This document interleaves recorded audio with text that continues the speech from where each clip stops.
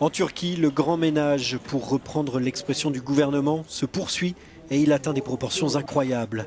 Après la délivrance ce mercredi matin de 47 nouveaux mandats d'arrêt contre des journalistes et ex-employés du quotidien Zaman, on apprenait ce soir que plus d'une centaine d'organes de presse régionaux et nationaux allaient être tout simplement fermés.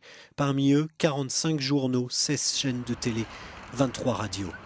Déjà lundi, une quarantaine de journalistes turcs ont appris qu'ils faisaient l'objet d'un mandat d'arrêt pour leur lien présumé avec les auteurs du coup d'État manqué du 15 juillet, en particulier avec Fethullah Gülen, un imam exilé aux États-Unis qu'Ankara accuse depuis 3 ans de vouloir renverser le gouvernement. L'armée aussi, bien sûr, n'est pas en reste, avec le limogeage ce mercredi soir de pas moins de 150 généraux et amiraux pour complicité de la tentative de coup d'État. 1000 officiers ont déjà été exclus des rangs de l'armée, dont la haute hiérarchie doit être entièrement remaniée ces jours-ci lors d'un conseil suprême militaire.